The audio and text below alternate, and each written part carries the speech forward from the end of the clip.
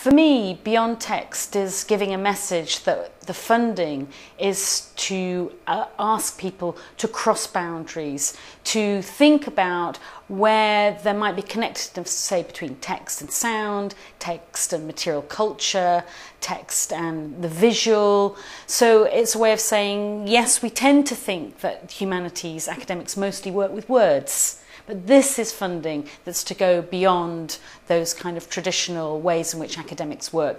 And I'm one of several that sit on both the steering committee and the commissioning committee.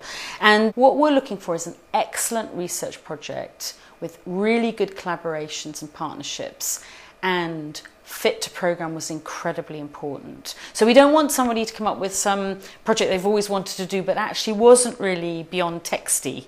We were thinking all the time, is this delivering across all these different boundaries? Is it excellent?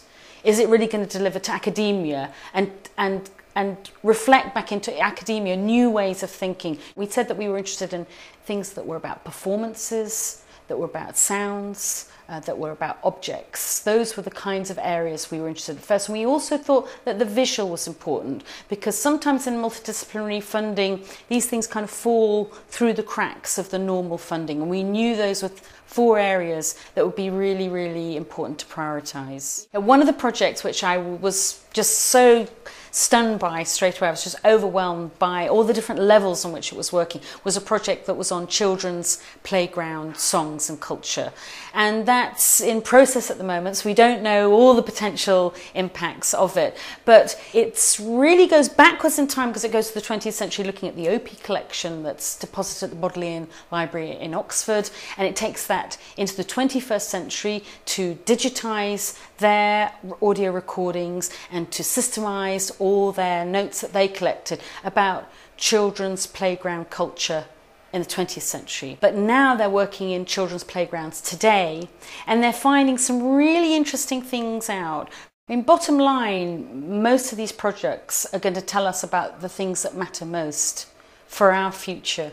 How do people form their identities? And it's those insights into behavioural characteristics, which I don't think we could have ever imagined at the beginning of the commissioning process of Beyond Text, which really mean that this funding is going to inform policy.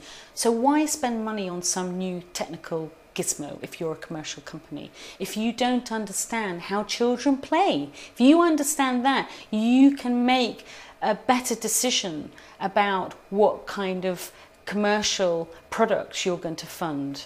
I think it's going to be really bottom line that this funding is going to tell us about human endeavour, human knowledge pathways, and how people almost like stay happy.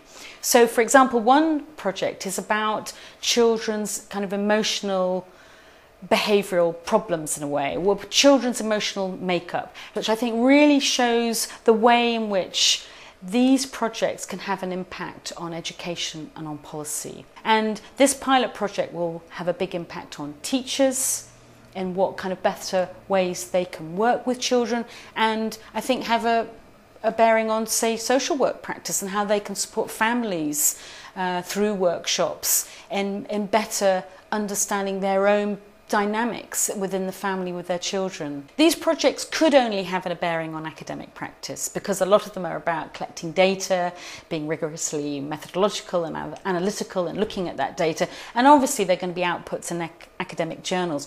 But what we're making sure that happens, and we have a community in Beyond Text, which is very important, that we as a steering group are going to be assisting all those projects to make sure that they are finding the policymakers, they're finding the media outlets, they're finding the commercial partners, because there's a lot of potential in these projects, that there will be a very, very, very long engagement afterwards and a long journey where these projects can have impact. And I think that is because so many of them hit really, really basic issues about human condition, about knowledge pathways, and about how we're all in a new world now with digital futures. Every single project in some way is in a multi-platform kind of context. Even the way that Beyond Text is telling the rest of the academic community itself is through a website. That's fantastic, and that website shows off all the range of practices and is using new media in a really exciting way.